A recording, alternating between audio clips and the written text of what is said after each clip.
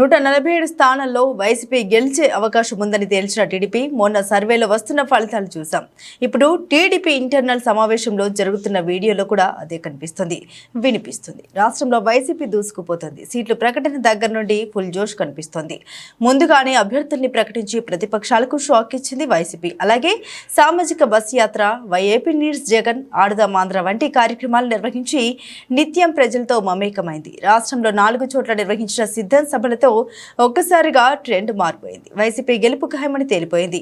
ప్రజలు వైసీపీ వైపే మొగ్గు చూపుతున్నారని అర్థమైంది. దీనికి తోడు చంద్రబాబు నిర్వహిస్తున్న సభలకు ప్రజల నుండి అంతంత మాత్రంగానే స్పందన రావడంతో క్యాడర్లో టీడీపీ నిరుత్సాహం మొదలైంది. టీడీపీ జనసేన మధ్య పొత్తు పొసగలేదు.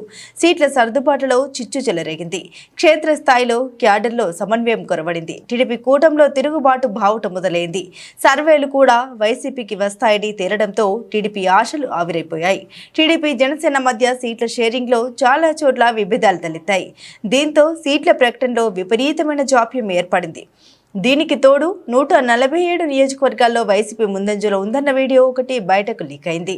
ఈ వీడియో సోషల్ మీడియాలో వైరల్ అయింది. టీడీపీ ఇంటర్నల్ మీటింగ్లో పవర్ పాయింట్ ప్రజెంటేషన్ ద్వారా TDP state election cell coordinator Koneru Suresh party నేతలకు దిశానిర్దేశం చేశారు.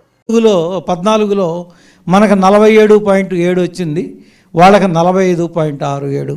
మార్జినల్గా 1-2%తోనే 14లో మనం విన్ అయ్యాం. ఆ తర్వాత ఓట్లు చీలికి మూలాన మనకి 23 సీట్లకే వచ్చాం. లేకపోతే మినిమం ఓడిపోయినా సరే 65 నియోజకవర్గాల్లో ఈజీగా గెలిచేవాళ్ళం.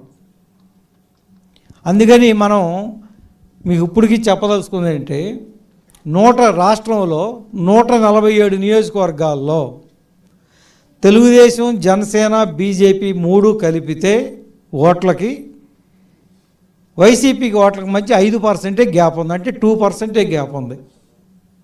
మనం 2019 ఓట్లని సస్టైన్ చేసుకుని ఇంకొక 2% ఎక్స్ట్రా తెచ్చుకుంటే 147 కాన్స్టిట్యున్సీలు గెలవచ్చు.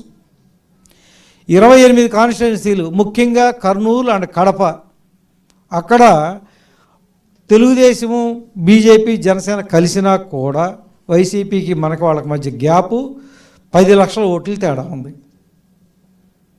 10 లక్షల ఓట్లు తేడా, చాలా చాలా వైడ్ మార్జిన్ ఉంది. అందుకని మేము ఇక 175 నియోజకవర్గాలని సమానంగా అందుకని మేము బలహీనమైన నియోజకవర్గాలు, బలమైన నియోజకవర్గాలు కొంచెం పక్కన పెట్టండి, అన్నిట్లో సమానంగానే పనిచేయాలి. మేము తీసుకుంది ఏంటంటే క్రైటీరియా అబోవ్ 35% వచ్చినటువంటి 2019లో అబోవ్ 35% వచ్చినటువంటి నియోజకవర్గాలను ఇప్పుడు కొన్ని తీసుకున్నాం.